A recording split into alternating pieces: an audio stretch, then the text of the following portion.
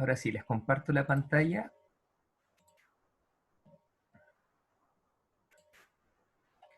Eh, Todas están viendo la pantalla, la mayoría las dejo de ver, así que por favor alguna respóndame con... Ya, gracias Javi. Ya, ahí está la pantalla completa. Entonces, como les explicaba, hoy día voy a partir yo, pero nos vamos a estar rotando, pero la idea es que en este tiempo que tengamos lo aprovechemos bien para preparar la prueba de transición, ¿sí? Por lo mismo, como en Sebastián, la primera clase, me parecía importante hacerles, bueno, una precisión. La prueba de transición tiene un montón de adaptaciones, por eso es que para ustedes es difícil, porque está en medio de un proceso de reforma curricular, de cambio en la PSU, hay contenidos que salieron, otros que entraron. En la práctica, chiquillos, que me importa que sepan que, bueno, la prueba es en su formato presencial más o menos parecido a la PSU. Vamos a ver si lo mantienen a final de año. Son 80 preguntas de 5 opciones de respuesta cada uno. Este tiempo de duración de la prueba es más o menos 2 horas y media, es decir, es más o menos parecida a la PSU. Ahora, este año, esto es lo nuevo, el temario de la prueba principalmente va a estar compuesto por 3 ejes, ¿ya? El eje principal, por eso es que me llamaba la atención, que es además el que, según lo comentaban las compañeras que pidieron el preo, insisto que le agradecemos mucho que se preocupen de su propio proceso de aprendizaje, en el fondo es parte también del aprendizaje, está más fortalecido, ¿no? El primer eje se llama Historia en Perspectiva, y ahí ingresa Mundo, América y Chile, ¿sí? Ese es el módulo más grande, que son 46 preguntas. Ya van a ver del total de preguntas, 46 solamente de este módulo. Ahora, claro, son hartas preguntas, pero por una parte está la historia del mundo, que es historia universal, ¿verdad? Sobre todo el siglo XIX en adelante, no vayan a estudiar, qué sé yo, como lo que pasó en el siglo XVII o la reforma protestante en el siglo XV, la Edad Media. Aparentemente esto no ingresa mucho, ya lo vamos a aclarar cuando los profes les toque ese módulo, pero este va a ser el más grande, ¿ya? Esto en general además es lo que alcanzamos a ver en clases, ¿sí? Siempre estamos haciendo una cronología histórica, entonces probablemente esta es la materia que más hemos visto presencialmente de primero a cuarto, ¿ya? Son 46 preguntas de este módulo. Después tenemos un segundo módulo, y este segundo módulo son 24 preguntas, que no es menor, y es de formación ciudadana. Acá las estudiantes nos comentaban que efectivamente Sebastián, hay un vacío importante en esto de formación ciudadana, porque en general son unidades que están al final de año o que están muy transversalmente, entonces no es algo muy explícito.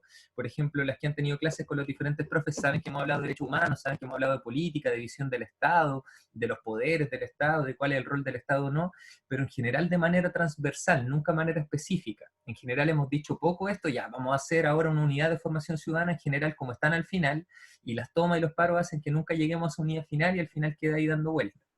Este va a ser el segundo módulo que nosotros vamos a hacer en el PREU, porque el primero con el que vamos a partir hoy día y que es el menos importante en realidad es el de economía y sociedad. No es que sea el menos importante, pero el que tiene la menor cantidad de preguntas porque son 10, solamente 10 preguntitas. En realidad este módulo, Sebastián, chiquillos, para que se hagan una idea, es porque hay una unidad en primero medio que se llama economía y sociedad. Entonces, esa unidad que estaba en primero medio según las nuevas bases curriculares, solamente casi que se expresó completamente para la prueba. Por eso es que son solamente 10 preguntitas nomás de economía y sociedad. Yo voy a abordar este módulo. Hoy día vamos a partir, conmigo van a tener 2 o a lo más 3 clases. Fíjense que este eje 3, economía y sociedad, habla del funcionamiento del sistema económico, ¿no? Ahí está el área temática y los contenidos son solamente estos 4. La conceptualización del problema económico, el mercado y sus características. Estos 2 contenidos son los que vamos a ver hoy día, ¿ya? La conceptualización del problema económico y el mercado y sus características. En la segunda clase, es decir, el próximo martes, vamos a hablar de esto, la utilización de instrumentos financieros en la sociedad actual y el consumo responsable.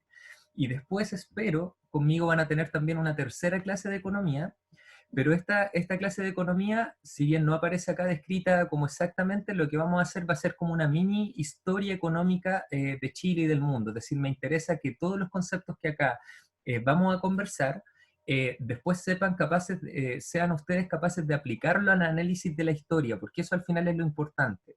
Nos sirve de mucho que yo sepa lo que es un impuesto o que yo sepa cómo funciona, no sé, el Banco Central en Chile, si no sé, por ejemplo, que, no sé, pues que en tiempos del modelo Easy los impuestos eran mucho más grandes, en tiempos ahora del neoliberalismo los impuestos son mucho más chicos, porque al final eso es como el tipo de preguntas que le van a hacer. Además, chiquillas, me interesa destacarles algo. La principal diferencia entre la prueba de transición y la PSU es que la PSU preguntaba más cosas de memoria.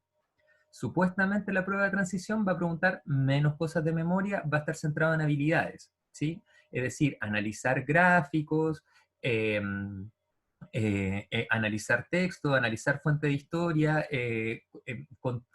comparar una fuente con otra, ese tipo de habilidades son las fundamentales de esta cuestión. Entonces, de pronto, si hay algún concepto que no se sepan de memoria, chiquillas, no importa, pero sí es importante que lo comprendan. Eso es lo importante. De pronto, si ustedes me dicen a mí cuál es la definición de impuesto, o cuál es la definición, no sé, de un sistema bancario centralizado, probablemente yo no me sé la definición de memoria, pero lo importante es que yo lo sepa reconocer eso en una pregunta para poder responder, ¿ya? Porque ni los economistas probablemente se pondrían de acuerdo en eso, ¿ya? Chiquillas, hasta acá, no las veo a todas, pero insisto, ¿alguna pregunta, alguna duda? ¿Ninguna duda, nada? Ya. Entonces, voy a continuar Bastián, entonces con la materia. ¿Sí? ¿Algo? Bastián, ¿Sí? Bastián.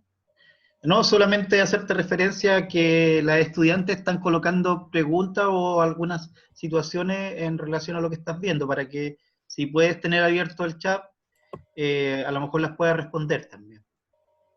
¿Ya? En Ya. el chat. Ah, Por ya, ya. ejemplo, Aquí estoy viendo el preguntaban chat. si del número de las preguntas. Ya. Ya, ya, sí. Aquí me están diciendo que, profe, no habían cambiado 60 preguntas, que dicen acá que las obligatorias son 65 y las electivas se mantienen con 80. Pucha, chiquillas, la verdad es que yo saqué la cantidad de preguntas directamente del temario del DEMRE. Entonces, si de pronto en el PREU le han dado otra información o algo, es algo que efectivamente yo no lo sé. Ya, yo saqué la información directamente del DEMRE, entonces no les quiero mentir. Ya, en ese temario además aparece, o sea, como en el documento en donde aparece el temario, aparece esta cantidad de preguntas que yo les dije, las saqué directamente de ahí.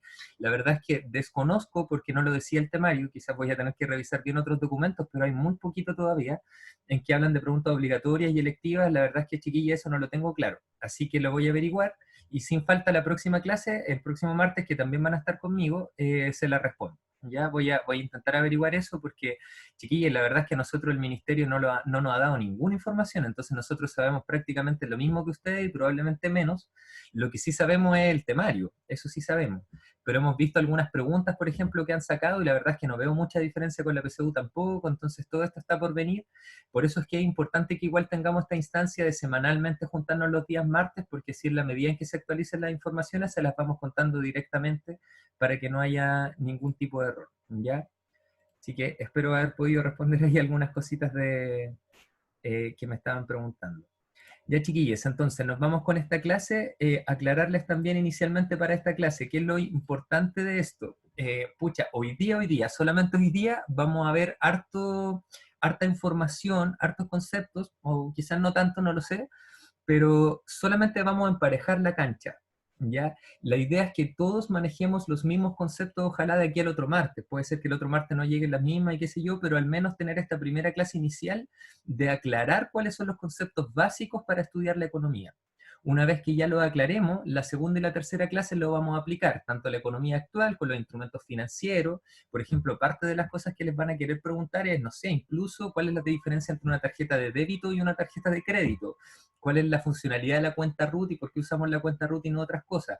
Ese tipo de cosas que parecen tan concretas se meten en esto de la utilización de instrumentos financieros en la sociedad actual y el consumo responsable. Acá, chiquillos, este contenido tiene una especie de sesgo, ¿ya? Porque el ministerio aparentemente lo que quiere hacer es que ustedes, cuando dicen el consumo responsable, es que sepan cuándo endeudarse, es que sepan cuándo la sociedad está consumiendo mucho poco, cómo se satisfacen las necesidades de nuestro país. Es decir, pareciera que quieren que nosotros nos situemos bien en esta economía neoliberal que nosotros estamos teniendo. Entonces, efectivamente es un sesgo.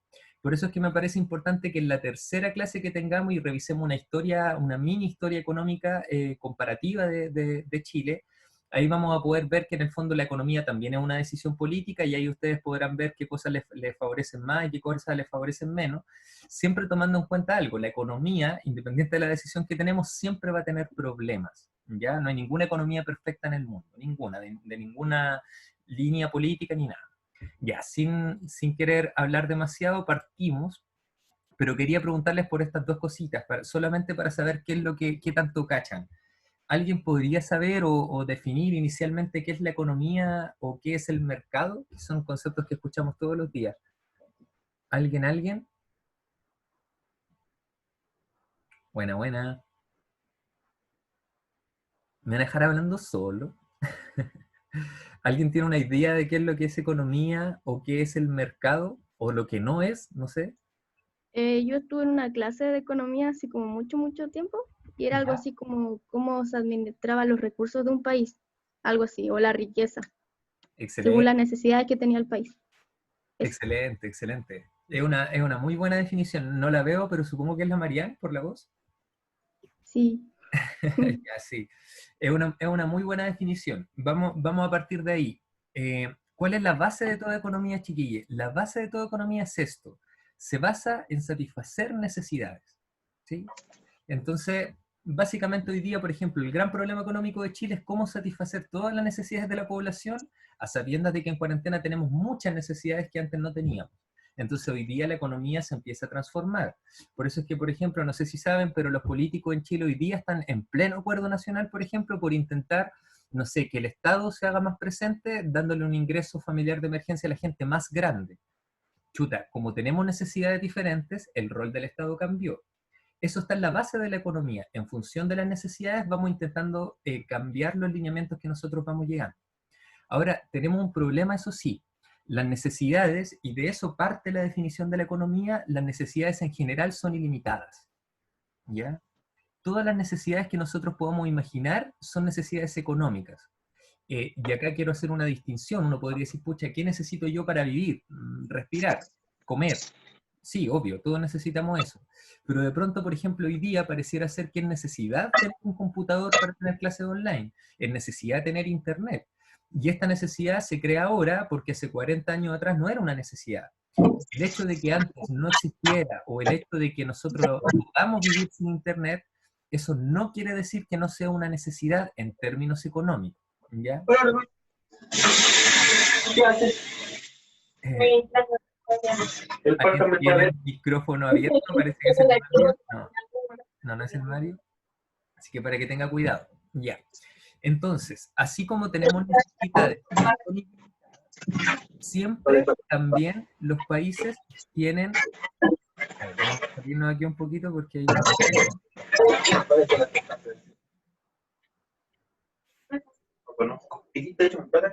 No. No sé quién se escucha. Igual está preocupado. Mm, ¿Qué no te hace comida para Fernanda, perro ahí? ¿podría apagar su micrófono, por favor? Fernanda. es que no alcanzo a ver quién tiene. Ya lo había desactivado, ¿qué onda? La Fernanda. Ahí sí, Fernanda.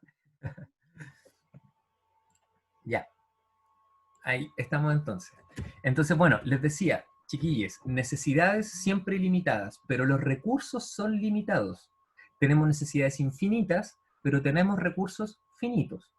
¿Por qué? Porque puede ser que un país sea muy rico en recursos. No sé, Chile tiene muchos recursos naturales y muy variados además. Sin embargo, nunca los recursos van a poder satisfacer las necesidades porque las necesidades son infinitas.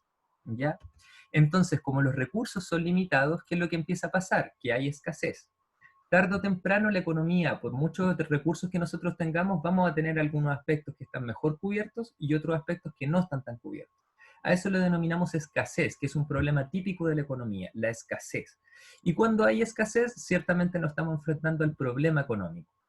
Entonces ahí abordamos el primer contenido que aparecía recién en este cuadro de los contenidos y las preguntas que entran para la prueba, ¿no? El problema económico por definición es la contradicción que hay entre las necesidades, que son ilimitadas, y los recursos, que son limitados. Acá lo puse acá abajito más en concreto, ¿no? La economía es la disciplina que estudia la forma en que se administra la relación entre nuestras necesidades ilimitadas y los recursos con que contamos para satisfacerlas, que siempre son limitados, ¿no? Y como son limitados, todas las economías del mundo en diferente nivel tienen este problema de la escasez, que es el problema económico por excelencia. A eso se dedica la economía. Y tenemos también diferentes niveles de economía, porque esto afecta al Estado, por ejemplo, afecta a las empresas, y ahí empezamos a hablar de macroeconomía. Por ejemplo, cuando vemos que Chile dice, chuta, necesito exportar cobre, pero también necesito comprar tecnología en otro país, entonces vendo el cobre a China y compro la tecnología en otro lado. Bueno, eso se llama macroeconomía. Hablamos de microeconomía cuando los problemas en realidad afectan principalmente a las personas y a las familias, porque al final todos tenemos un problema económico. Desde cómo hacerlo para gastar, no sé, la luca que nos dan nuestros papás, encargar el pase y comprarme la colación, eso también es un problema económico, pero estaríamos hablando de un problema de microeconomía, ¿ya? La macroeconomía, entonces, la relación entre los países entre sí, y lo micro es lo que ya está pasando en las relaciones concretas entre las personas y las familias. Nos vamos entonces a esto que les decía, que mi intención, chiquillos, perdónenme, pero esta clase es un poquito fome porque necesitamos emparejar la cancha con ciertos conceptos que después vamos a mencionar, pero que espero que tengan un poquito más naturalizado. Ya habíamos hablado del concepto de escasez, el concepto de necesidades, ¿no? Escasez es la contradicción entre la necesidad ilimitada y los recursos que son limitados. Ahí tenemos el problema económico. Y las necesidades, chiquillos, es tan difícil definir el concepto de necesidades que acá ni siquiera lo puse en el PowerPoint, ¿no? Solamente me atreví a decir que necesidades existen de diferentes tipos, desde la alimentación, el vestuario, la vivienda, pero son múltiples e ilimitadas. De hecho, hay un autor que quise poner acá, este gráfico que está acá, que se llama Maslow. El autor es de apellido Maslow, entonces en general se habla de la pirámide de Maslow. ¿Qué es este concepto? Este autor es hay muchos autores que plantean como diferentes jerarquizaciones, diferentes ordenamientos de las necesidades. La pirámide más tradicional para ordenar las necesidades es la pirámide de Maslow. Entonces él ordena desde las necesidades básicas, las necesidades fisiológicas básicas, las pone en la base, es decir, idealmente todo país debería satisfacer estas necesidades, y después nos vamos a las necesidades más complejas, por decirlo así, que son las que están en la cumbre de la pirámide y que lamentablemente no todos los ciudadanos pueden llegar a satisfacer esas necesidades.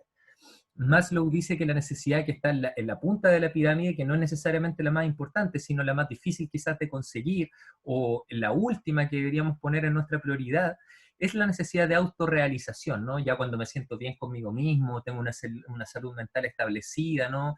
Trabajo en la pega que quiero, vivo en la casa que quiero, esa es la necesidad de autorrealización. Incluso antes de eso, por ejemplo, está la necesidad de autoestima. Uno podría decir, estas cosas no son económicas, por supuesto que son económicas. El reconocimiento, la confianza, el respeto, el éxito.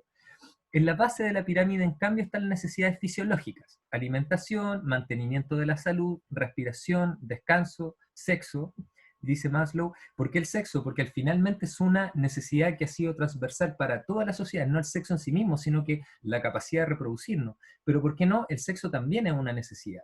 Eh, Luego nos vamos a la necesidad de seguridad, necesidad de sentirse seguro y protegido, tener una vivienda, tener un empleo. Ya está en un segundo orden de necesidades para Maslow. ¿Por qué les estoy comentando eso? Porque para poder definir el tipo de sociedad en el que vivimos en términos económicos, tenemos que ver dónde está, dónde la economía pone su énfasis para satisfacer ciertas necesidades. Puche, chiquilla, esto en clase lo haríamos muy interactivamente, hablando de cómo diferentes países satisfacen necesidades. Acá lo voy a verbalizar solamente yo por razones de tiempo. Pero fíjense que cuando hablamos de la economía chilena, uno podría decir, bueno, obviamente que todo país tiene que tener puesto acá el ojo. Y en la medida en que ya está todo acá saneado, es decir, tenemos una base sólida en la que construir un país porque la mayoría de la población satisface las necesidades, después vamos subiendo, ¿no? En la pirámide de necesidades. Pero ¿qué es lo que pasa en Chile? Por ejemplo, desde mi perspectiva, podemos estar de acuerdo. Pasa que en Chile, por ejemplo, la salud no está tan asegurada. La alimentación, por ejemplo, en tiempos de pandemia nos fuimos dando cuenta que en realidad hay un montón de personas que con o sin pandemia en realidad le cuesta llegar a fin de mes para mantener una alimentación. Después nos vamos, por ejemplo, al otro elemento, necesidad de seguridad, tener una vivienda. No hemos dado cuenta con esto de la pandemia, pero en realidad existe hace mucho tiempo que hay personas hacinadas, que hay personas que no tienen casa, hay personas que viven de allegadas permanentemente. Es una cuestión demasiado común en Chile vivir de allegado, lamentablemente. Entonces, todas estas cosas nos dicen, pucha, ¿y dónde está el énfasis en la necesidad en la economía chilena?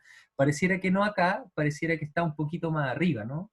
Pareciera que a la economía chilena le importa tener mejores mall, por ejemplo, antes de satisfacer ciertas necesidades. No sé, lo estoy poniendo como solamente un eje de análisis, ¿ya? Van a haber otros países que quizás se enfaticen necesidades más básicas.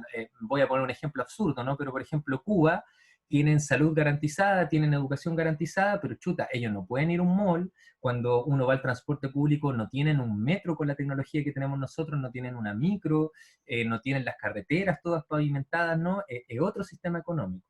Por eso es que acá no hay una fórmula que sea mejor que otra, simplemente son énfasis que finalmente son énfasis políticos que hay que escoger y que cada país tiene su propio proceso para escoger, ¿ya? Ahora nos pasamos a los otros conceptos clave, que son los más básicos del mundo. Yo creo que ustedes ya los conocen, pero era importante que hiciéramos esta primera clase conceptual. El concepto más común de la economía también son los bienes y los servicios.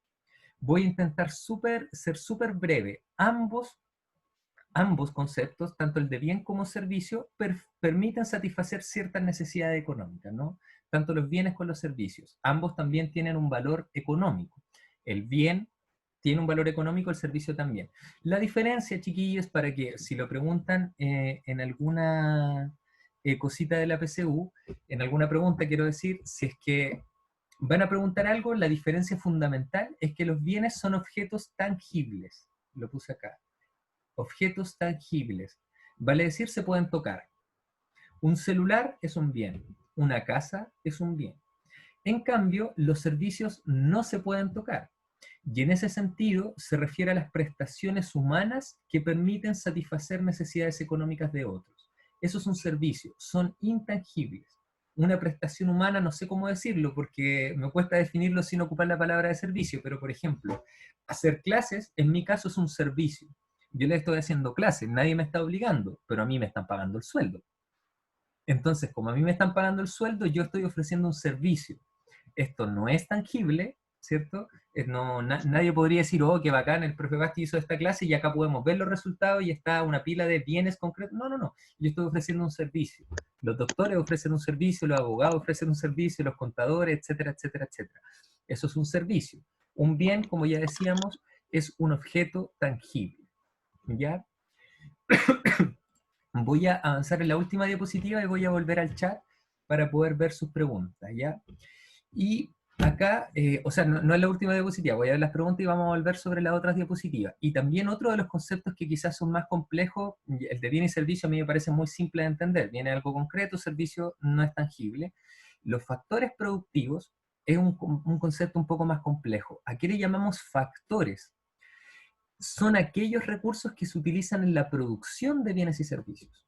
Es decir, una cosa es que un país tenga bienes y servicios efectivamente, pero para poder sacarle mayor rentabilidad a los bienes y a los servicios, eso depende de diversos factores. ¿Sí? Por ejemplo, no sé, yo tengo un bien que es un iPhone, pero para producir ese iPhone hay una serie de factores para atrás que funcionaron en cierta economía del mundo que hicieron que se produjera un iPhone. A eso le llamamos los factores productivos. Es un concepto complejo, pero a ver si es que lo podemos aprender a través de esto, de cuáles son los 4 factores actualmente reconocidos por la literatura económica. El primero se le llama la tierra. Chiquillos, tips para la prueba de transición, ¿ya? Tierra, trabajo y capital. Ojalá eso se lo aprendieran de memoria. ¿Cuáles son los factores productivos? Tierra, trabajo y capital. De hecho, si lo quieren analizar así, pongan TTC. Factores productivos, TTC. Tierra, trabajo, capital. Tierra, trabajo y capital. Eso no, por favor no se lo olviden. Yo para la PSU me lo aprendí de memoria. Yo les decía, pucha, ojalá que no se lo aprendan de memoria, pero por una cuestión de recordatorio, tierra, trabajo y capital. Insisto. Ahora, lo importante, lo primero, ¿qué es la tierra, chiquillos? Es el conjunto de recursos naturales empleados en el proceso de producción. Entonces, por favor, para la prueba de transición no se vayan a equivocar. Cuando hablan de la tierra como un factor productivo, no se están refiriendo a la tierra de suelo, se están refiriendo al conjunto de recursos naturales, es decir, el agua también es parte de la tierra como factor productivo. El cobre también es parte de la tierra como factor productivo. Lamentablemente en nuestras economías animalistas, los animales también son un parte de la tierra, de los conjuntos de recursos naturales que nosotros producimos para después generar riqueza, ¿no? ¿Por qué se llama tierra entonces si es el conjunto de recursos naturales? ¿Por qué estos gallos escogieron ese nombre que complejiza todo? Básicamente porque cuando se hicieron las primeras definiciones económicas en el siglo XVIII, en ese tiempo casi el único recurso natural importante era la tierra. El que tenía más tierra era el aristócrata que además manejaba el poder político. Entonces la tierra en sí misma era el factor productivo. Yo tengo tierra, tengo poder político. Si no tengo tierra, soy esclavo o soy inquilino o no sé, soy en diferentes categorías, ¿no? Pero no voy a tener ningún brillo en la sociedad. En cambio, si tenía tierra, me ganaba el poder. Por eso es que quedó ese concepto de la tierra como factor productivo, pero la tierra se refiere al conjunto de recursos naturales, ¿ya? Luego nos vamos al segundo factor productivo, que es el trabajo. Y el trabajo, yo creo que ustedes saben, todas a qué se refieren, son las actividades humanas que se dedican a producir a cambio de un salario. ¿Ya? Este es el concepto de trabajo tradicional, trabajo asalariado. Luego nos vamos al tercer concepto, que es capital.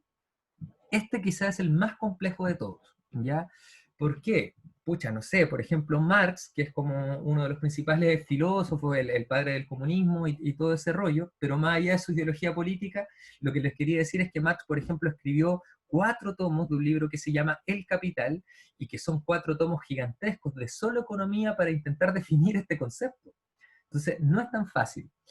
¿A qué se refiere el capital? Ya haciéndolo muy básicamente, corresponde al conjunto de bienes que se utilizan para producir otros bienes. Eso es el capital. Bienes que se utilizan para producir otros bienes.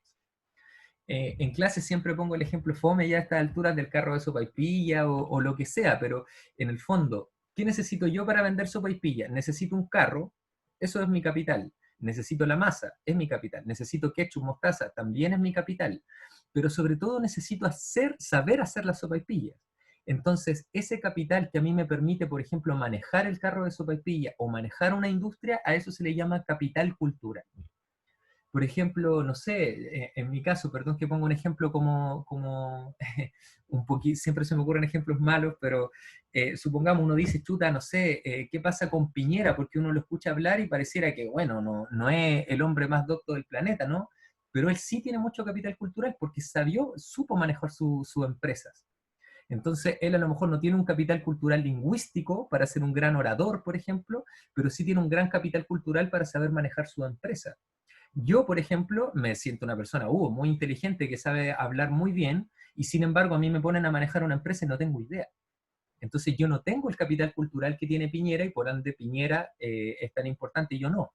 No sé si me explico. Entonces el capital es todo lo que a mí me permite en algún momento generar otros bienes u otros servicios que a mí después me van a dar rentabilidad. Eso es el capital. Espero se haya entendido bien. ¿Y por qué les decía que son 3 los factores productivos? Tierra, trabajo y capital. Porque ahora se agrega uno cuarto que le llaman iniciativa empresarial.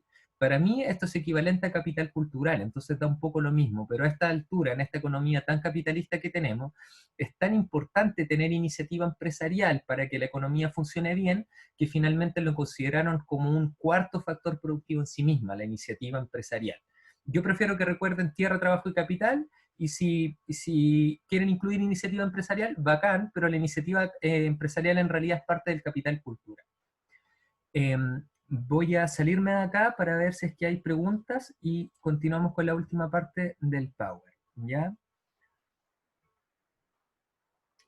Acá la Elunei, por ejemplo, comenta, profe, un amigo de mi mamá dice que está en Cuba, le dijo que se tienen que llevar sus propias jeringas porque no tienen insumos.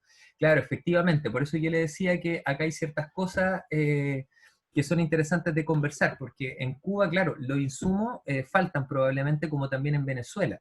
El problema acá central sería decir, pucha, pero es que Cuba también es una economía que está bloqueada, entonces los otros países no le quieren vender a Cuba, entonces naturalmente les va a faltar cosas. Ahora bien, por ejemplo, comida, acá en Chile, una persona que es pobre, el Estado no se preocupa de si tiene comida o no. En Cuba se supone, no quiero, por favor, el cuarto E me lo dijo muchas una vez que estoy siendo demasiado subjetivo para entender la cuestión, eh, pero, ¿qué es lo que pasa? Que, por ejemplo, en Cuba supuestamente esa cuestión ya está, ¿no? O sea, tienen alimento. Acá en Chile no. Pero en Cuba no tienen la libertad que tienen en Chile. Si yo me quiero comprar un iPhone o me quiero comprar una casa grande o simplemente quiero ahorrar mi plata, yo tengo esa libertad. En Cuba no tengo la libertad. Entonces ahí son decisiones económicas diferentes para intentar solventar las necesidades. Y cada país tiene sus decisiones y no es mi rol decir cuál es mejor que otra en cualquier caso, ¿no? Cuando vayamos a la segunda y a la tercera clase, ahí vamos a ver que cada una de estas decisiones políticas tiene una consecuencia. Por ejemplo, históricamente, el neoliberalismo, la economía que tenemos actualmente, genera empleo y genera crecimiento económico, pero no genera igualdad. En cambio, hay otras economías en donde los factores productivos están desencadenados de tal manera en donde el Estado, por ejemplo, es más importante, entonces genera más igualdad, pero genera inflación. Entonces, cada decisión política va a tener ciertas consecuencias económicas que ya las vamos a estar analizando, ¿ya? Chiquillos, ¿alguna pregunta? Bueno, acá hay otra. No entiendo bien cómo se considera capital una persona como trabajadores. Efectivamente es un capital, Marian, lamentablemente. Uno podría decir, bueno, ¿cómo las personas van a ser parte de la economía? Chiquillos, hay un concepto, yo le hablé de capital cultural. Está el capital físico, que es la infraestructura. Es decir, yo necesito maquinaria, necesito camiones para transportar las cosas, necesito, no sé, cajas. Eso es capital físico. Está el capital cultural, que es que yo sepa hacer cosas para poder manejarlas, ¿no? Y también está el capital humano. Yo tengo una industria, no sé, quiero producir, no sé, 5 videos pedagógicos para los estudiantes del Tajamar, pero para eso necesito personas. Y si esto fuera un negocio, necesito capital humano. Y esa es la cantidad de personas que tengo, pero no solo la cantidad, sino, por ejemplo, qué tan capacitadas están estas personas. Por ejemplo, el capital humano de Chile es diferente al capital humano que hay en Australia. Acá en Chile hay más gente a lo mejor dispuesta a trabajar que en Australia. La diferencia está en que en Chile el promedio de los trabajadores tiene hasta cuarto medio y en Australia el promedio de los trabajadores tiene una especialización mucho mayor. Pasaron por la universidad, pasaron por algún estudio superior. Entonces ellos tienen un capital humano en ese sentido más preparado para labores de alta complejidad que los chilenos, ¿no? Entonces, no es solamente la cantidad de seres humanos, sino también la educación que reciben estos seres humanos, dónde están ubicados esos seres humanos. Todo eso tiene que ver con los factores productivos y eso se incluye dentro del capital. ¿Se entiende, María? ¿Se entiende, Sí, María? muy bien. ¿Sí? ¿Más preguntas, chiquillas? ¿Más preguntas, más preguntas? Uno al final igual tiene que hacerse cargo como de capital humano y por ejemplo, cuando los trabajadores, no sé, tienen que especializarse en algo más, eh, los jefes tienen que pagar como alguna clase que intente eh, capacitarlos más para el trabajo, como suelen hacer los profes muy seguidos con esas capacitaciones que tienen. No, gracias, Javi. Muy, muy interesante su pregunta. Sí, sí, la respuesta es sí, pero depende de la decisión económica que se tenga, ¿no? Por ejemplo, Chile, en términos de educación, ha sido cortoplacista. Finlandia, que el ejemplo opuesto, ha sido largoplacista. ¿Qué quiero decir con esto? Finlandia en los 70 o en los 80 tomó una decisión. Nosotros para producir económicamente necesitamos a la gente mejor capacitada del mundo. Si nosotros tenemos a la gente bien educada y generamos uno de los mejores sistemas educativos del mundo, esta población, como va a ser tan inteligente, una buena parte además tenía inversión en las ciencias, por ejemplo, entonces como toda la gente tenía educación en ciencia, vamos a terminar produciendo algo bacán que a largo plazo va a hacer que Finlandia sea un país muy importante en términos económicos. Entonces ellos invirtieron, hicieron una inversión, fíjense el concepto económico que estoy diciendo, hicieron una inversión inicial en educación. ¿Qué pasó con Finlandia? 20 o 30 años después, estos trabajadores que al principio no tenían ni un brillo y Finlandia solo gastaba y gastaba y estos trabajadores no le daban de vuelta nada, se empezaron a especializar, terminaron fabricando chips para celulares y resulta que 30 años después esta inversión inicial en educación se transformó en la industria de los chips que hace que Finlandia hoy día sea uno de los principales países a nivel mundial en términos económicos, ¿no? Bastián. Esa es un ejemplo. Al tiro Mario, en el otro ejemplo, por ejemplo en Chile, ¿qué es lo que pasa? Que si no invertimos nunca en educación, nuestros trabajadores nunca van a ser capaces de producir económicamente lo que producen en otros países. Entonces no nos queda otro que vender lo que otros producen. Nosotros hoy día no tenemos la capacidad, por ejemplo, de producir computadores de alta tecnología. Entonces no nos queda otra que venderlos nomás. ¿Y qué es lo que pasa? Que ese vendedor al final gana 300 lucas en un mall, 400 lucas en un mall, pero no genera la riqueza a nivel país que quizás generaríamos invirtiendo en educación. El tema es que para eso hay que tener voluntad política. Ningún político va a querer arriesgarse, no sé, a gastar 100 millones de dólares en educación cuando los resultados de esa educación no los va a ver ese presidente, los va a ver otro presidente, entonces él no se va a ganar el mérito. Y ahí tenemos ese problema económico, ¿no? ¿Qué necesidades queremos satisfacer ahora? ¿Qué necesidades después? Eso también es una decisión política, por eso es que la economía al final se decide mucho por eso. No sé si se entiende, Javi, el Mario también quería decir algo. Y yo quería decir algo en relación a lo que planteaba justamente la Javi, que todo eso va a depender de las necesidades que se tenga. Por ejemplo, si tú estás en una empresa de un determinado rubro, tú tienes necesidades. Entonces, según lo que haga esa empresa, ¿verdad?, va a tener que tratar de cubrir esas necesidades. Por ejemplo, en la actualidad, nosotros los profesores ya estamos capacitados en todo lo que vemos con ustedes, pero a lo mejor cuando nosotros estudiamos no tuvimos toda esa capacitación de lo que hoy día necesita la educación, como es capacitar a sus profesores, por ejemplo, en estas nuevas tecnologías que estamos teniendo debido a la pandemia. Entonces, la empresa, llevo en el término económico, que como esta empresa que nosotros trabajamos en la educación, ese es nuestro fin, ¿verdad? Sacar una buena educación, nos obliga entonces a tener que capacitarnos porque hay una necesidad tanto de las estudiantes como de los profesores que van a llevar a cabo este proceso de estar insertos en esta situación. Entonces, siempre tú tienes que ver que según las necesidades que tenga, eso donde estás tú, en esa empresa o lo que estás produciendo, te va a determinar lo que tienes o no que hacer. Y Bastián lo explicaba muy bien, desarrollando, por ejemplo, lo que es un país en el término de una empresa, en cuanto a que hay algunos países que han invertido en una determinada educación, con el caso de Finlandia, ¿verdad? Y mientras otros se dedicaban a gastar el dinero en otras cosas, ellos invirtieron en esa educación y hoy día lideran algunos procesos en que otros países nos hemos quedado atrás. Entonces, ahí está la visión, ¿verdad?, que tiene cada país en cuanto a cómo utiliza sus recursos. Y esa es la cuestión económica. Tengo ciertos recursos, tengo tantas necesidades. ¿Cómo los ocupo? Es el juego de la economía. Eso, Bastián. Gracias. Está buena la aclaración, Mario. Sí, y claro, y macroeconómicamente viéndolo a nivel país y también microeconómicamente. Es decir, por ejemplo, claro, una empresa, como decía la Javi, efectivamente puede decir, pucha, ya, estos trabajadores me están sirviendo, pero me servirían todavía más y por ende les sacaría más plata si los logro capacitar de cierta manera. En cambio, hay otras empresas que dicen, sí, yo puedo invertir capacitándolo y estos trabajadores van a estar mejor, pero a lo mejor no me va a dar tanta ganancia. Entonces ahí otra vez empieza a ver, pucha, ¿qué prioridad económica tomo, no? Casi toda la teoría económica, incluso neoliberal, más capitalista, dice que es muy importante invertir en capacitaciones, por ejemplo, para mejorar el capital cultural. Pero no todos los países tienen esa, o no todas las empresas asumen ese riesgo en el fondo, porque la capacitación puede darte muchos frutos, como también puede ser que no si la capacitación no es adecuada. Entonces, ahí cada empresa va definiendo. Acá la Luney está preguntando también algunas cositas en el chat, se quedó pegada, parece, con el tema de Cuba. Sí, el UNEI es un caso complejo el de Cuba. Efectivamente, Rusia apoyaba a Cuba, pero claro, en el contexto de la Guerra Fría, y como son países, Rusia, tan alejados de Cuba, su ayuda era, por decirlo así, superficial para lo que necesita todo país. Es decir, son subsidios millonarios, pero para un país que está bloqueado económicamente, en el fondo no puede ganar todo lo que gana las otras economías. Por eso, de ahí el subsidio de Rusia en el contexto de la Guerra Fría y un poco después, ¿no?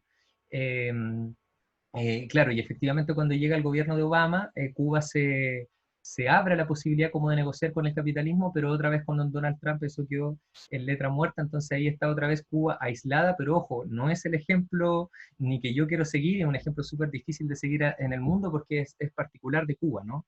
Entonces, más allá de la cuestión, yo lo quería decir como a un país que define sus prioridades de manera diferente a Chile, probablemente de manera diametralmente opuesta, pero no sé, el ejemplo de Cuba es muy complejo, siempre genera este conflicto. Pongamos otro ejemplo, Argentina. Argentina no tenía una economía neoliberal, entonces cuando nosotros en Chile, desde la dictadura de Pinochet en adelante, adoptamos un modelo neoliberal, ¿cuál fue la decisión? Privilegiar el crecimiento económico, privilegiar el empleo, no privilegiar el pago, por ejemplo, de los derechos sociales como la educación y la salud, porque eso lo podía definir el mercado, ¿no? Argentina tomó una decisión diferente. Lo que empezó a pasar en Argentina es que ellos sí mantuvieron la educación y la salud como un derecho, y todo eso lo garantizaba el Estado, y por ende no tenían tanta libertad de mercado. Pero ¿qué pasó en Argentina? Que estaban llenos de inflación. Entonces en Argentina le pagaban el sueldo a la gente, le pagaban 500 lucas, y resulta que los precios subían tanto que no se le hacía nada de plata. Al otro año le subían el sueldo y decían, ya, ahora les vamos a pagar 600 lucas. Pero como los precios estaban subiendo tanto, otra vez no servía de nada la plata. Entonces, claro, tenían educación y salud gratuita, qué mejor. la mayoría de la gente en Chile se endeuda por la educación y por la salud. Allá en Argentina la tienen garantizada, pero en Argentina les faltaba quizás la plata para comprar otras cosas que a los chilenos no nos falta. Y por eso es que los argentinos se vienen en masa a comprar al Costanera las cosas que para nosotros los chilenos están ahí todos los días, y es súper normal que tengamos un celular bacán. En Argentina no es tan normal, pero tienen educación y salud, no sé cómo decirlo. Entonces, hay ciertas cuestiones, por ejemplo, Argentina, claro, tiene educación y salud, pero está endeudado hasta las masas con Estados Unidos porque como tenía tanta inflación tuvieron que pedir préstamos. Entonces, cada país toma decisiones diferentes, ¿ya? Después cada una de ustedes podrá hacerse la imagen que quiera cuando vayamos viendo más conceptos económicos, ¿ya? ¿Se entiende, Luney? Claro, claro, claro. Ese es como un ejemplo más cercano. La gente de Magallanes prefiere atenderse en Argentina, pero a lo mejor a la gente de Magallanes no le gustaría vivir bajo las condiciones económicas de Argentina, pero allá hay educación y salud. Entonces, pucha, depende mucho de los países. Yo creo, la invito a Lunay a que en las otras clases, cuando ya veamos esto de manera más concreta todavía, podamos hacer comparación. Vamos a intentar continuar ya con la última parte.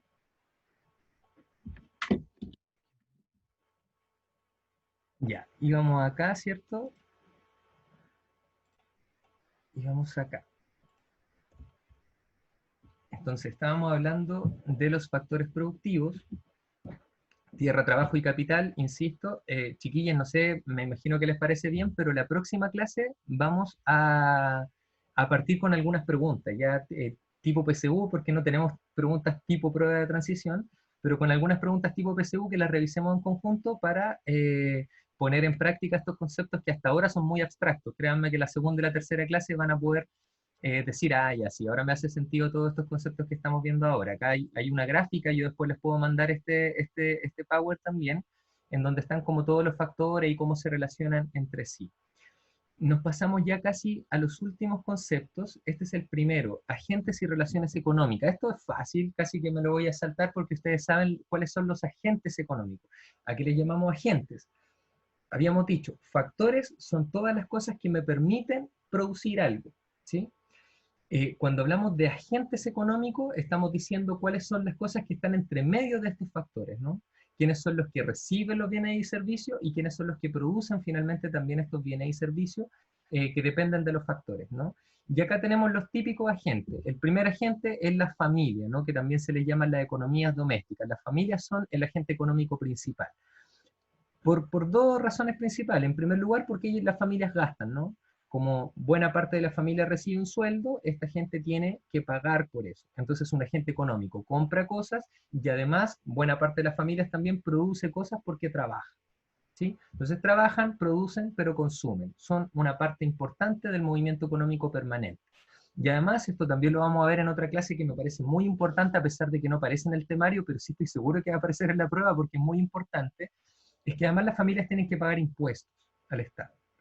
Por eso es que también son un factor económico. Los impuestos, después vamos a ver, son una parte fundamental en la economía. Si yo cobro más impuestos, el Estado va a tener más plata para gastar. Ahora, si le cobran más impuestos a los empresarios van a decir, chuta, yo no estoy ganando nada. Entonces, mientras más impuestos cobro, la economía se dinamiza menos. Mientras menos impuestos cobro, los empresarios van a estar más contentos, pero como tengo menos plata de los impuestos, no puedo financiar educación y salud, por ejemplo. Entonces, ahí cada país va viendo cuántos impuestos cobra y ya lo vamos a analizar esto. El otro agente económico son las empresas, ¿no? Las empresas que su función principal producen bienes y servicios, es fundamental, ¿no? Porque en la medida en que producen bienes y servicios alimentan a las familias, pero además le pagan sueldo a los trabajadores. Por eso es que desde la perspectiva neoliberal en la que estamos los chilenos, por ejemplo, lo más importante es que a las empresas les vaya bien. Y esto tiene una racionalidad fundamental. Si a las empresas les va bien, la gente va a tener trabajo. Entonces en Chile, por ejemplo, más allá de los índices de cesantía, por ejemplo, o de los índices de conformidad de la gente, o los índices de igualdad incluso, a lo que Chile le importa es el crecimiento económico. Ya vamos a hablar de eso también más adelante, pero ¿qué es el crecimiento económico? Que las empresas se multipliquen. Si el agente, que son las empresas, se multiplica, automáticamente las familias van a tener empleo y por ende van a poder gastar y a su vez esto va a financiar otras empresas. Entonces es como una economía que la lógica neoliberal tiene todo el rato esta idea como de mientras más empresas haya, la economía va a funcionar mejor porque la gente va a tener empleo y a su vez ese sueldo va a financiar otras empresas que también generan empleo y así funciona la economía neoliberal. Y además, las familias y las empresas tienen algo en común, a ambas le pagan impuestos al Estado, ¿no? El Estado puede tener diferentes funciones dependiendo de la economía. En nuestra economía actual el Estado es poco importante porque hay pocas empresas que son estatales, que son del Estado. Codelco es el mejor ejemplo, ¿no? Pero en general, ¿qué es lo que pasa? El Estado apoya la producción, incentiva la actividad del sector privado, crea empresas en sectores estratégicos como Codelco, como ENAP, etcétera, etcétera, presta servicios públicos y controla el proceso económico. Eso es lo más importante. ¿Cuál es la función hoy día principal del Estado en Chile? Es controlar el proceso económico. Si una empresa estafa, pucha, el Estado tiene que meter preso al dueño de la empresa. Si una empresa está cobrando un precio demasiado caro, en algún momento el Estado lo va a regular, como está pasando ahora en pandemia, que están subiendo los precios. El único que puede decirle al empresario, oye, ¿sabes qué está ahí? El pan que antes lo vendía ya a 1.000 pesos el kilo, ahora la estoy vendiendo a 2.000 pesos. El único que le puede decir algo al empresario es el Estado, ¿no? Como estábamos en una economía neoliberal, el Estado es muy poco importante y por eso es que todavía no le dicen gran cosa al Estado, pero es el único que lo podría decir, ¿no? El Estado también está en el CERNAC, ¿no? Apoya a los empresarios. Por ejemplo, si yo soy un empresario chiquitito, le puedo pedir un crédito al Estado. Por ejemplo, una de las primeras cosas que hizo el gobierno de Piñera fue darle crédito a las pequeñas y medianas empresas. ¿Y quién daba ese crédito? El Banco del Estado. Entonces ahí el Estado asume un rol de apoyar a los pequeños empresarios, apoya a los grandes empresarios a veces diciéndole, ya no me paguen este impuesto, pero sigan creciendo ustedes, etcétera, etcétera. Esa es la función del Estado. Entonces tenemos familia, empresas y Estado, y la última definición, el último agente económico, por decirlo así, es el que algunos autores llaman el sector externo. Es decir, estamos hoy día en una economía tan globalizada, comprando cosas de China, vendiéndole cosas a China, casi todas las cosas que tenemos en Chile son importadas. Este agente económico es tan importante que hablamos de un sector externo de la economía, es decir, cuánto lo de afuera, las empresas extranjeras, las transnacionales como McDonald's, Coca-Cola, pero también nuestras relaciones comerciales, los tratados de libre comercio, todas estas cosas se le llama un sector externo, y ese es el cuarto agente de la economía. Y bueno, acá están toda la relación, también insisto, le voy a mandar el Power para que lo puedan ver con más calma, porque si me pongo a explicarle cada una de estas cosas me voy a demorar mucho. Me interesa en la última parte que ya nos vayamos al primer, este es el concepto más clave de todos, ¿ya? Este es el concepto más clave de todos. La ley de la oferta y la demanda. Esto es fundamental. Con esto vamos a terminar, vamos a ver la oferta y la demanda y vamos a ver uno de los problemas concretos que implica la oferta y la demanda. Ya, y con eso vamos terminando. La ley de la oferta y la demanda dentro de la economía capitalista es como el motorcito que lleva todo, es la benzina de la cuestión. Vamos a definirla entonces parte por parte. Insisto, esta cuestión es muy simple, son solo conceptos aburridos y ya la próxima semana vamos a estar conjugándolos esto en cosas concretas. ¿Ya? Oferta. Fácil, para que se acuerden del concepto. ¿Qué es la oferta? El que está ofreciendo algo. ¿Sí? Entonces la oferta, los bienes y los servicios que los productores están dispuestos a vender a un determinado precio. Eso es una oferta, ¿no? En el caso concreto del colegio, la gente que, no sé, vende alfajores, esa es la oferta. Ellos están vendiendo alfajores, están ofreciendo alfajores. Después la oferta se empieza a complejizar, porque en la sala aparece alguien que vende alfajores, después alguien que vende papas fritas, alguien que vende colla. Bueno, todos estos ejemplos son ejemplos de oferta. La demanda, por ende, económicamente hablando, se define como la cantidad que los compradores están dispuestos a adquirir o consumir de un determinado bien. Entonces, ¿qué es lo que plantea la economía capitalista? Voy a volver al tiro sobre esto. Quiero mostrarles primero este gráfico. La economía capitalista plantea que la oferta y la demanda tienen una relación inversamente proporcional. Eso es lo fundamental, ¿no? Probablemente en la prueba de transición les van a poner como algunos ejemplos. ¿Qué pasa si yo aumento el precio de la oferta? ¿Qué pasa con la demanda? Si yo aumento la cantidad de demandantes, ¿qué pasa con la oferta? Esa probablemente va a ser una de las preguntas que sí o sí le hagan, ¿ya? Y lo importante es que ustedes recuerden es que supuestamente, porque esto es como el modelo ideal de la economía de mercado, es que están en una relación inversamente proporcional. Es decir, si yo voy aumentando la oferta, la demanda baja o al revés. Pongámonos, por ejemplo, acá, síganme, no sé si es que ven el cursor, espero que sí, pero fíjense que acá está la curva de la oferta, ¿sí?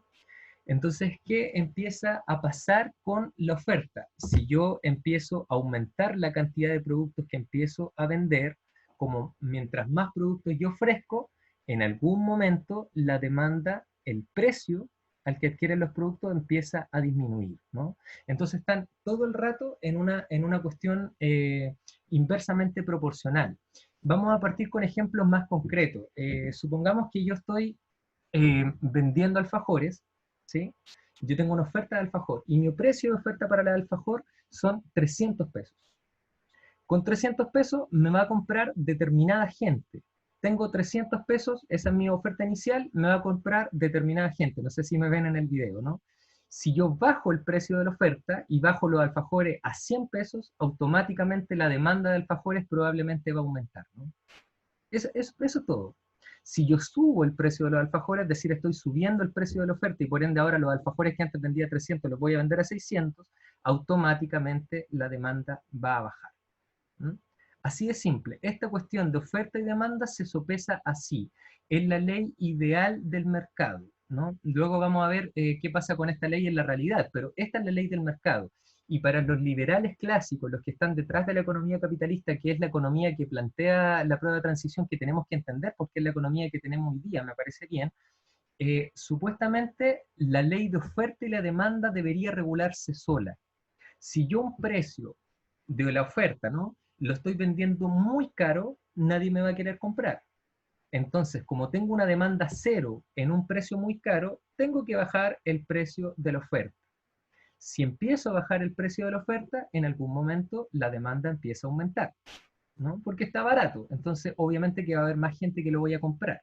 Si bajo mucho el precio de la oferta, y esto empieza a pasar cuando hay muchos oferentes, ¿no? Si una persona vende alfajores, está bien, puede hacer lo que quiera con el precio, pero si hay 2 personas, si hay 3 personas, si hay 7 estudiantes que están vendiendo alfajores, en algún momento van a empezar a competir por el precio entre sí. Entonces, la que lo vendía a las 300, pucha, la estudiante del segundo B lo va a vender a 250, y hay otra en primero que lo vende a 150. Entonces, como la oferta empieza a competir consigo misma, en algún momento el precio se empieza a regular, ¿no? Dice, chuta, pero yo lo estoy vendiendo a 150, estoy vendiendo hartos, pero lo estoy vendiendo tan barato que al final el costo de producción es más caro que el precio en que lo vendo. Entonces no me conviene, lo voy a dejar a 200. Ah, ya sí, 200 me permite competir. Entonces, ¿qué es lo que tiende a pasar? Que todas al final terminan vendiendo el alfajor a 200. Y eso implica que la ley de la oferta y la demanda se reguló solita. No necesitó un Estado que viniera a decirle, hoy pon el precio del alfajor a 200 pesos. No es necesario. De hecho, los que defienden este modelo dicen que cada vez que el Estado se mete mucho en definir los precios, queda la embarrada. Porque decimos, ah, ya, vamos a poner el precio de los alfajores a 200. Chuta, y si me empiezan a subir, no sé, el manjar, y me sale más caro, después ya no me va a convenir vender el alfajor a 200.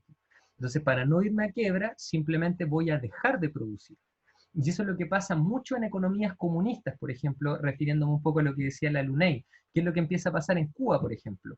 Ponen el precio. El Estado en un país comunista es tan importante que el Estado fija el precio. Y si fijan el precio, ahí queda la embarrada, porque a veces si a mí me cuesta más caro después producir, no vendo nada. Entonces, ¿qué empieza a haber? Empieza a haber falta de oferta, y eso es desabastecimiento, es cuando uno va a comprar algo y no hay, porque nadie lo está produciendo. Y eso también pasa mucho en Cuba, que es una economía exageradamente comunista. Entonces, muchas veces el empresario no tiene ningún estímulo para vender, porque como el Estado le pone el precio, al final no ganan nada. Si el empresario no tiene estímulo, al final nadie vende nada. ¿Qué cosas más influyen sobre el precio? En general, el costo de la producción. Naturalmente, como les decía yo, si es que el precio es el resultante entre esta ley de la oferta y la demanda, ¿no? Es como el precio al que supuestamente se llega de manera natural con esta ley de la oferta y la demanda. Y para definir este precio influyen muchos factores. El primero, obviamente, son los costos de producción. Cuánto a mí me cuesta producir un producto. Pero también depende de la escasez. Ustedes lo saben muy bien. Una mascarilla antes de la pandemia costaba, no sé, 100 pesos. Hoy día cuesta lucas. Y en un tiempo más va a costar 3 lucas. Si hay poco producto, va a subir el precio, ¿no?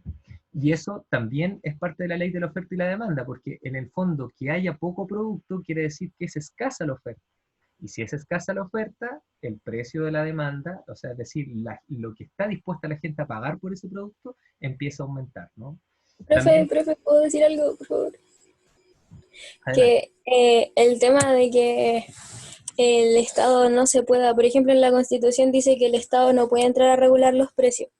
Y eso en este caso de la pandemia también ha sido un problema, porque no necesariamente es que las mascarillas estén escaseando, sino que al tiro las farmacias aprovecharon la oportunidad y subieron como muy caleta demasiado, no sé cómo decirlo, como que explotó el precio de las mascarillas, como que se aprovecharon de la instancia para ganar más. Sí, pues estoy muy de acuerdo con usted. Ahí está el otro punto. O sea, yo le decía, la ley de la oferta y la demanda en teoría se regula sola. En Claro, teoría. en En la- teoría. claro, en la práctica, como no se regula sola, todos los países del mundo tienen un Estado que pone normas para este juego de la oferta y la demanda, ¿no? Entonces ahí aparecen los organismos como el CERNAC, está el CERNAC financiero que regula los bancos, hay diferentes organismos, las superintendencias que están en el área de la economía regulan todo este tipo de cosas. Entonces, ¿qué es lo que pasa, por ejemplo, en el caso chileno? En nuestro caso, nosotros tenemos una constitución que está tan apegada a la economía neoliberal que el Estado no tiene las herramientas para decirle a la farmacia, oye, ustedes están siendo usureros. Porque de hecho, legalmente, cuando las farmacias se coludieron, lo vamos a ver al tiro, a los dueños de las farmacias no se les hizo nada, se les dio clases de ética y pagaron una multa, pero ellos siguen con sus negocios tal cual. ¿Y eso por qué? Porque tenemos una constitución muy neoliberal. Entonces, como nosotros ya tomamos, o sea, no consensuadamente, pero la dictadura tomó por nosotros la decisión de definir que estamos en una economía neoliberal de aquí hasta cuando cambiemos la constitución, el Estado no tiene las herramientas legales, porque si de hecho apareciera un político, como dice usted, que dice, no, ya, pues, pero que el Estado defina los precios, es inconstitucional. Entonces estamos amarrados con dejar que los empresarios hagan lo que quieran. Ahora, quiero también ser súper claro, no sé quién me preguntó, ¿quién me hizo la pregunta? ¿Cuál? ¿Cómo? ¿Cuál pregunta? La de recién, ¿quién me hizo la pregunta? ¿Usted, po? ¿Quién Yo. es? La cártula de Fernanda Barhausen. Ah, ya, oh, parece que no he tenido clases con usted aún mucho, pero No, tengo Fernanda, como claro, una, ya, pero filo. ya. Eh, Fernanda, claro, lo que pasa es que, por ejemplo, ahora, incluso más allá del problema del Estado chileno y la constitución de Pinochet, el problema está en que bajo la ley de la oferta y la demanda, ¿qué es lo que pasaría? Lo vamos a explicar al tiro. En esto de las farmacias, si ellos están poniendo el precio de las mascarillas muy cara, ¿qué debería pasar? Debería pasar que la oferta se empiece a variar, es decir, las farmacias las tienen muy caras, entonces en la calle las venden más baratas. Y Claro. entonces la oferta y la demanda se reguló sola. La farmacia la tiene muy cara, entonces que la gente no le compra a la farmacia y le compra a la gente que vende la mascarilla en la calle. Y ahí la oferta y la demanda se regula sola. El problema es que hoy día vender en la calle no es legal. Es ilegal, pues. Claro, no es legal porque no pagan impuestos por un montón de cosas, ¿no? Pero ¿qué es lo que debería pasar acá? ¿Qué es lo que haría una economía comunista, por ejemplo? ¿Qué es lo que haría una economía comunista? Le diría, oh, las farmacias Humada y las Alcobrán están vendiendo las mascarillas caras, qué feo, la expropio, les quito la farmacia y ahora esa farmacia pasa a ser del Estado para que se administre con justicia. Eso haría una economía comunista. ¿Qué es lo que haría una economía capitalista bien hecha? No como la chilena. ¿Qué es lo que haría una economía capitalista bien hecha? Esta farmacia está siendo muy sinvergüenza, entonces, ¿qué es lo que vamos a hacer? Bueno, además de penalizarla y toda la cuestión, hagamos más farmacias. No puede ser que todas las farmacias sean Salcobran, sean Cruz Verde y sean no sé qué, porque eso va en contra de la ley de la oferta y la demanda. No Es hay como decir, libre hay competencia pocos tampoco. que ofrecen, ellos pueden poner el precio que quieran, y si ellos pueden poner el precio que quieran, entonces perturbaron la ley de la oferta y la demanda, que debería regularse sola. No puede depender solo de 3 farmacias el precio de un producto. Entonces, si Claro que tienen depende como el de 3, monopolio. claro, y ahí ese es un problema de la ley de la oferta y la demanda. En Estados Unidos, chiquilla, voy a aprovechar la pregunta, perdón que me tome la iniciativa para ver justamente la última parte. Y que Siempre hay un no, mercado... que no Dígame, hayan dígame. tantas farmacias, igual es por culpa de que es difícil mantenerlo, pues. ¿Qué es difícil mantener? Una farmacia, como con abastecimiento toda la semana y cosas así, porque eh, igual hay farmacias de barrio, pero supongo que no les va tan bien como a las demás. Claro, porque la farmacia de barrio, en la práctica es imposible que compita con una farmacia que está a nivel nacional, como San Cobrán, Farmacia Humana y todo ese tipo de cosas, ¿no? Entonces es imposible que compita en igualdad de condiciones. Y si la competencia no está en igualdad de condiciones, entonces no es una competencia leal según lo define el mismo capitalismo. No sé si me explico, no es leal. Yo no puedo, es imposible que yo diga, voy a competir con la Coca-Cola. Es imposible porque como la Coca-Cola tiene una producción a nivel internacional, ellos siempre van a tener mejor tecnología y van a tener tanta producción que pueden tener el precio más bajo. Entonces, es imposible que yo haga una bebida de mejor calidad que la Coca-Cola y pueda competir con ella. Es imposible. Y si no puedo competir, entonces no es capitalismo. Es una pervención del capitalismo. No sé si me explico, ¿no?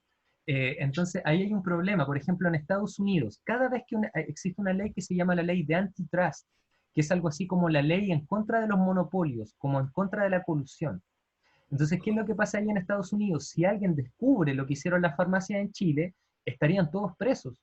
¿Y por qué? Porque si los empresarios se vuelven sinvergüenza, por decirlo así, joden la imagen del capitalismo. Eso le hace mal al capitalismo. Entonces, ¿qué es lo que debería hacer el Estado capitalista? Castigar a los empresarios que hacen sinvergüenzura. Eso es lo que hacen en Estados Unidos y es lo que hacen en todos los países capitalistas del mundo. Se castiga a los empresarios que hacen trampa. ¿Por qué? Porque entorpecieron la libre ley de la oferta y la demanda. Si yo monopolizo la oferta, entonces no estamos hablando de la ley de libre oferta y demanda. El mercado se fue al campo, porque no es Claro, mercado, es una sinvergüenzura, ¿no? perdón por las interrupciones tan seguidas, pero No, tenía entendido que ese es como el problema que tienen como las economías capitalistas con Chile, que en realidad no hay un libre mercado de verdad con el modelo neoliberal que llevamos aquí. Sí, muy bien, ese es el problema. Estoy muy de acuerdo, es decir, el padre del neoliberalismo, que era Milton Friedman, si viera el ejemplo chileno, diría, pucha, ustedes se fueron al chancho. Ni siquiera Claro, Milton Friedman probablemente estaría de acuerdo en que tan pocos empresarios tengan tanto poder, porque eso no es justo ni siquiera para el capitalismo. El capitalismo solo funciona si podemos competir en condiciones justas, ¿no? Si no podemos competir en condiciones justas, entonces no es un capitalismo real, porque el capitalismo defiende la libertad de que yo compre y venda donde quiero, ¿no? Si no puedo comprar y vender donde yo quiero, entonces no es capitalismo. Vamos a ponerlo ejemplo, la ley de la oferta y la demanda. Cuando hay un mercado perfecto, se le llama un mercado de competencia perfecta. Fíjense ahora en el PowerPoint. Acá yo puse todas las características, en el fondo se basa en el libre juego de la oferta y la demanda sin intervención del Estado. Es tan bacán la cuestión que se regula solita. Para eso tienen que haber muchas cosas. Por ejemplo, tiene que existir transparencia en la información. Los oferentes y los demandantes tienen que estar distribuidos de manera equitativa. No puedo tener un solo oferente. No puedo tener 3 farmacias. Porque si no, ellos manejan el precio. Y por ende no hay un libre juego de la oferta y la demanda porque el precio se tiene que regular en función de la demanda. No sé si me explico. Tiene que haber transferencia de la información. Todos compiten sin ponerse de acuerdo. Chiquilla, este Power yo lo saqué del libro de texto del nivel en donde se hace clase, no es como información que haya puesto yo. Los compradores saben que hay varios vendedores a quienes comprar y los vendedores saben que ofrecen productos similares a otros.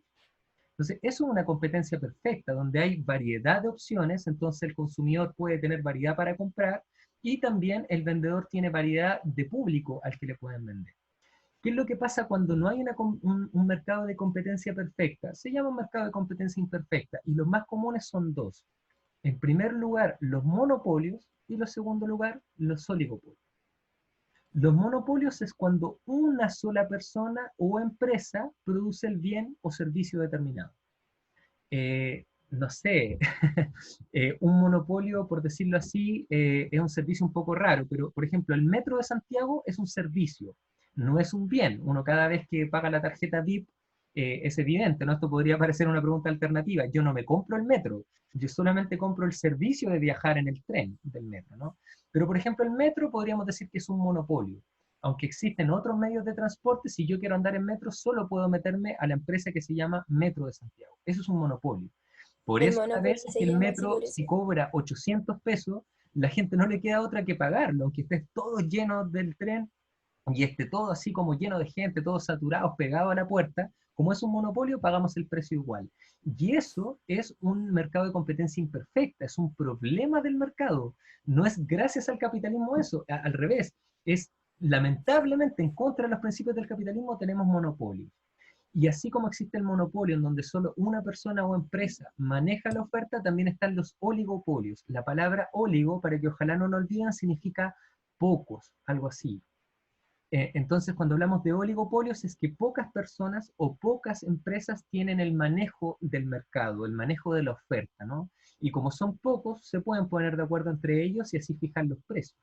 Insisto, esto es un mercado de competencia imperfecta. No es que el capitalismo trabaje para generar esto, la práctica ha sido así en muchos países, pero no es el ideal capitalista tampoco, ¿no?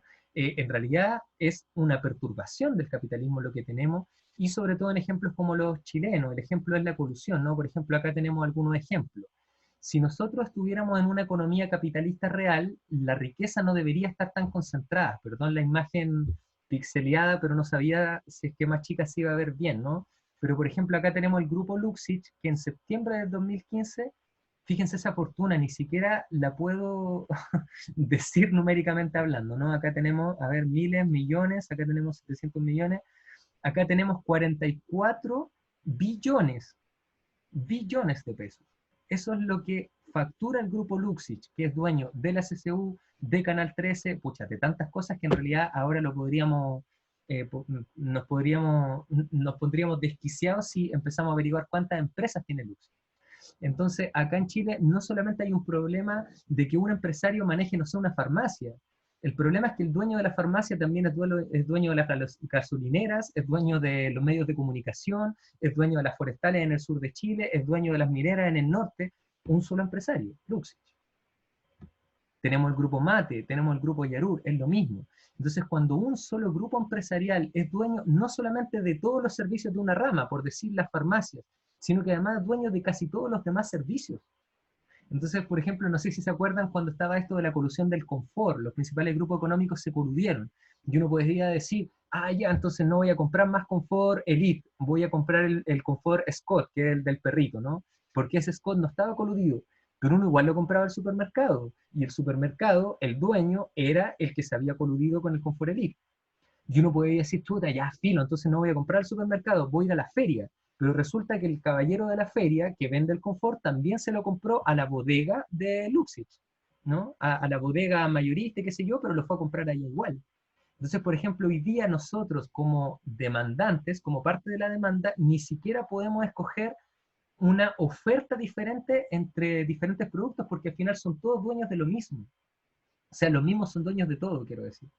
Entonces ya tenemos una perturbación económica que es mayor y que, insisto, no es culpa del capitalismo, al contrario, hemos sido culpa de una clase política que no fue capaz de hacer las reformas necesarias para que el capitalismo funcionara bien. No sé si me explico. Acá tenemos otro ejemplo, ¿no? Está el típico de la colusión de las farmacias, acá hay una comparación de los precios, ¿no? Que son realmente brutales, ¿no? La farmacia popular, un medicamento que venden a 1.280, en la farmacia humana lo venden a 14 lucas. Entonces, ¿cómo esto puede ser normal? En un funcionamiento de la ley de oferta y demanda tal cual, la gente dejaría de comprar la farmacia ahumada y le compraría las farmacias chiquititas. El problema es que la mayoría de la gente tiene cerca solamente farmacia ahumada, Cruz Verde, y por ende hay un oligopolio. Si yo solo tengo cerca estas farmacias, hay chiquillas zonas en el país en donde solo existen, por ejemplo, yo vengo de Cauquenes, en Cauquenes solo existe la farmacia ahumada y la Salcrobanal, y ahora últimamente se pusieron unas farmacias más chiquititas y que de hecho le ha ido bien, porque la gente ya no les quería comprar la farmacia ahumada y Cruz Verde porque vendían muy caro, ¿no? Entonces, solamente si aumentáramos la cantidad de farmacias y les quitamos poder a estas farmacias que han abusado, podríamos estar hablando de una ley de oferta y de mercado. Si no, estaríamos hablando de oligopolio, ¿ya? Eso es, chiquillas, lo que tenía preparado para hoy. Estuve hablando harto rato, ya llevamos como 1 hora y media, así que vamos a ver si es que pusieron acá más preguntas. Ya. Ya, acá estamos entonces. Ya, chiquillos, más preguntas, dudas, consultas. No hay ninguna pregunta en concreta en el chat. ¿Dudas, consultas? ¿Todo clarísimo entonces? Gracias, Fernanda. Chiquillos, el Power, oh, ¿qué puedo hacer con el Power? Miren, por hoy día, en un ratito más, lo voy a subir a algún Google Drive y lo voy a subir a la tab bio del liceo junto con el video, ¿ya? Y una vez que esté subida, vamos a buscar un mecanismo. Yo creo que le voy a hacer alguna pestaña al blog de como está la pestaña de historia y están los diferentes niveles, entonces me parece que sería buena idea que con el departamento hagamos otra ventana en donde vayamos colgando el material del preu. Entonces ahí les van a ir quedando los videos y los PowerPoint, ¿ya? Espero que en la tardecita pueda hacer eso. Gracias, Darwin, por los piropos. La Mariana también, a ver, la Cota estaba preguntando algo de los impuestos, no lo entendió bien. Pasa que aquí le llamamos impuestos, es difícil definirlo, pero los impuestos es la manera en que el Estado se financia, por decirlo así. Ya hay impuestos de diferente tipo. Hay impuestos que se los cobran directamente a las familias. Por ejemplo, en Chile existe un IVA, ¿no? Cada vez que uno va a comprar un negocio, paga un IVA. Entonces, si la botella de agua me cuesta 500 pesos, probablemente en realidad la botella cuesta 400 pesos y esos 100 pesos restantes se van hacia el Estado, ¿no? Eso es el impuesto, se le cobra a las familias, pero también se le cobra a las empresas. Si yo soy una empresa, gano 1.000 millones de dólares, una buena parte de esa ganancia se la tengo que dar al Estado que me dio permiso para funcionar con empresas. ¿Qué hace el Estado con esos impuestos? Financia todo lo que necesitemos, ¿no? Entonces, con esos impuestos financiamos educación, financiamos salud, financiamos los caminos, la escuela, no sé, todo lo que ustedes se puedan imaginar que hace el Estado. Le pagamos el sueldo a los diputados, a los senadores, etc. ¿Cuál es el problema de los impuestos? Es que hay estados que deciden tener más plata de los impuestos o menos plata, y también hay estados que toman la decisión de a quiénes cobrarle los impuestos. Por ejemplo, acá en Chile, la mayor carga tributaria, un sinónimo de impuestos son los tributos. La mayor carga tributaria en Chile se le cobra a las familias y no a los empresarios. Hay otros países en que es al revés, ¿no? En que la mayor parte de los impuestos los pagan los empresarios que tienen más plata y con esos impuestos se financia lo que les falta a la familia. Eso es una decisión económica que toma cada país. Acá la Mariana, por ejemplo, me decía, ¿existe un país con mercado de competencia perfecta? Chuta, yo creo que ninguno, porque son teorías. Es lo mismo que decir, ¿existe algún país comunista que haya llevado a la práctica la teoría comunista de manera perfecta? Imposible. Tanto el comunismo como el capitalismo son completamente imperfectos porque son teorías que se escriben en los libros, pero para llevarla a la realidad son imperfectos. Por eso yo les decía que más allá de la opinión, ni el capitalismo ni el comunismo son mecanismos perfectos, ninguna de las dos cosas, y no solo el capitalismo y el comunismo, hay puntos medios, está el estado de bienestar, la economía keynesiana, las vamos a ver en la tercera clase, pero en el fondo, claro, pues no hay nada perfecto. Eso, chiquillos, parece que no quedan más preguntas. Ya, chiquillos, pucha, muchas gracias por todos los comentarios bonitos que están poniendo acá. Así que voy a sacar la última fotito para ver con cuántas terminamos la clase. Y eso, pues, chiquillos. Claro, acá la Karen dice que también, claro, cada negocio va pagando impuestos por cada boleta, por eso es que es importante que pongan que den boletas, porque ese es el registro de cuántos impuestos después cada negocio tiene que pagar. Ya vamos a conversarlo en la segunda y tercera clase. ¿Cuánto paga proporcionalmente el impuesto un negocio chiquitito a una gran empresa en Chile? Hay una diferencia de impuesto brutal. Ya vamos a analizar esa diferencia. Chiquillos, hay varias que les gustó la clase, o lo que estoy viendo acá, se les agradece. Yo creo que modestamente esta es la clase más fome de economía. Prometo que las otras dos van a ser mucho más dinámicas y más divertidas. También la otra clase vamos a partir con algunos ejercicios para que vayamos solucionando dudas al tiro y dando tips de en qué cosas se tienen que fijar, en qué cosas no. Y vamos ya a partir como con más dinamismo. Ya hoy día solo dimos conceptos generales. Ya, pues chiquillos, que estén bien. Muchas gracias también al Mario que está por ahí por apañar. Ah, ¿alguien quiere hacer una pregunta? Sí, Sí, yo soy la misma hincha pelota de siempre.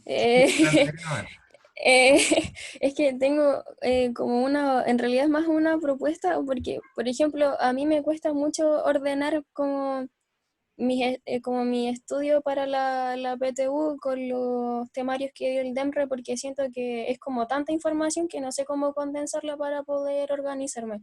Entonces, quería preguntar si en realidad como todos los departamentos que les incoma como las temáticas de la PSU del liceo podrían hacer como una especie de resumen para que nos podamos organizar en general para poder estudiar. Mm. Es como una propuesta en realidad. Como un resumen, qué difícil hacerlo. Ahora, lo que sí, no sé, yo entiendo que en física están haciendo algunos repasos PSU, parece que en química quizás, no estoy seguro, pero yo creo que naturalmente, chiquillos, los demás departamentos se van a estimular, cada uno está como con sus propios problemas de organización y de muchas otras cosas, entonces, pero yo creo que tarde o temprano todos los departamentos van a armar esta instancia, ¿ya? Y ahí yo creo que es importante que se los pidan a cada uno. Nosotros No, acá, es que en realidad es como... Es que yo no sé si alguien me podría ayudar aparte como a mí sola, no sé si yo soy la complicada en realidad, pero como que no puedo ordenar bien el temario como para yo sola poder estudiar como viendo qué es lo que tengo que estudiar de cada cosa como para poder organizarme bien. Quizás yo soy la enredada que no entiende los temarios del NEMRE. no, Yo claro, tengo claro, por eso le decía un temario que, porque estoy en una clase con unas niñas de cuarto, también estudiando para la PSU de historia, y ahí nos hicieron un temario más resumido, con puntos, con todos los puntos de cada eje y cosas así, y igual se ve bueno para estudiar, entonces como para que te puedas guiar, yo, si querís te lo mando después. Ya, porfa, sería bacán. Bacáncito, Gracias. qué bueno que estas clases sirvan para este tipo de cosas. Javi, si puede, mándamelo a mí también, por favor. Sería bueno, sería bueno tenerlo para ver cuál es su orden. Y nada, pues yo le decía que ojalá a partir de lo que mande la Javi también podríamos elaborar, si entendí su pregunta, Fernanda, original. Entonces, yo le decía, en relación a lo de historia, yo creo que sí podemos elaborar un documento de orden, pero no me puedo hacer cargo de los otros departamentos, a eso voy. Entonces, por No, eso sí, les vos. decía que Sí, ojalá sí, cada sí, uno sí. se lo pida cuando tengan clases con sus profes de cuarto, que se los pidan a ellos, pero yo me puedo hacer cargo de lo de historia y lo converso con los colegas, pero de los otros departamentos no puedo. Y lo otro también es que, pucha, como tips, chiquillas, yo sé que hay varias que probablemente ya se están yendo, pero como tips, a mí me gusta mucho la idea, sobre todo de este módulo más grande que el que tiene muchas preguntas de América, Europa y Chile, de la historia propiamente tal. A mí me parece buena idea que vayan haciendo líneas de tiempo. Yo la próxima semana o quizás en la tercera clase les podría dar como una idea. No líneas de tiempo con fechas. Eso es lo último que importa, chiquillos, para la PSU, las fechas. Quizás los siglos. Ordenarse por siglos, de hecho, es muy interesante, ¿no? Pero más allá de eso, en el fondo lo que yo quiero decir es, por ejemplo, no sé, tenemos el siglo XIX, ya en Chile, en la política, ¿qué estaba pasando? En la sociedad, ¿qué es lo que estaba pasando? En la cultura, ¿qué era lo que estaba pasando? En la economía, ¿qué era lo que estaba pasando? Entonces hacemos eso en el siglo XIX en Chile, después nos vamos al siglo XX y hacemos lo mismo. ¿Por qué? Porque para la PSU y en general para la historia, más allá de las fechas, lo que nos importa, y es lo que probablemente les van a evaluar, es cómo se van cambiando las cosas. Entonces, lo que a la PSU le importa no es que ustedes aprendan de memoria, por ejemplo, qué eran, no sé, los pelucones o los pipiolos. No, lo que le importa es que en el siglo XIX la política chilena, por ejemplo, estaba en las élites y que durante el siglo XX se democratizó más, por ejemplo, y ya empezó a participar mucha más gente en la política. Ese es un cambio relevante que pasa a lo largo de los siglos, ¿no? No a partir de fechas puntuales. No sé, en la colonia la sociedad era completamente católica, en el siglo XIX partió católica y después ya se avanzó hacia un Estado más laico. En el siglo XX y en el siglo XXI definitivamente somos un país laico, ¿no? Ese tipo de cosas, como tener esa proyección en el tiempo, en diferentes aspectos de la sociedad, me parece que es importante. Entonces, no es bueno tampoco que lo hagan de una sola vez. Si yo les digo hagan una línea histórica de todo el temario PSU, es una ridiculez. Pero en la medida en que vayan estudiando, yo podría, por ejemplo, unas cartulinas en alguna parte de sus piezas o en alguna parte de la casa, cartulinas entonces van sistematizando aspectos políticos, sociales, culturales y económicos de tal siglo o de tal época. Y en la medida en que van estudiando, van sumando cartulinas. Cosa que después cuando ustedes ya terminen el estudio, porque yo sé que ustedes pueden hacer resúmenes y todo, pero tener en una cartulina todo visualmente ordenado ya les va a ayudar así como, ah, ya, sí, antes pasaba esto y ahora esto otro, ustedes ya lo leyeron, entonces lo van a tener más fresco. Ese es como un consejo que les puedo dar desde la historia, a mí me ayuda harto, ¿ya? Eso, chiquillos, sí, de todas maneras, Fernanda, memorizar hechos o fechas es lo menos relevante, pero sí estos cambios, porque, por ejemplo, van a haber preguntas en donde, por ejemplo, les pongan un gráfico, y ustedes van a decir, chuta, ¿y este gráfico qué hago? Pero si se acuerdan más o menos de la época, la contextualización, no una fecha de memoria, pero la contextualización van a decir, pero en esta época el Estado sí era importante. O en esta otra época, no, esto es neoliberal, entonces en realidad el Estado acá no va a ser importante, obvio, porque estamos en la segunda mitad del siglo XX, entonces acá, obvio que el Estado acá no va a ser importante.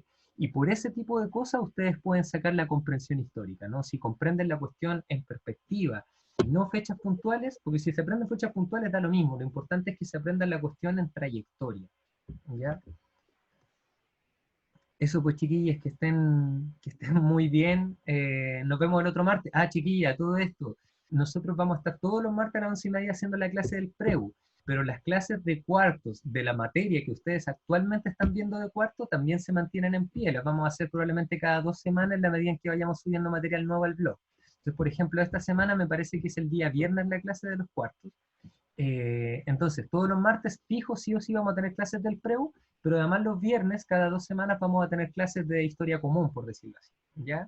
Para que también estén atentas. Pues además que hay algunas que no les interesa el PREU y por ende que no vengan los martes, pero que ojalá vayan los viernes y al revés, ¿ya? Eso, chiquillas, que estén muy bien, un gusto hablar con ustedes. Y nada, pues muchas gracias por venir, ¿ya? Así que estén muy bien, pues. Chao, chao. Chao. Chao, chao. Chao, profe.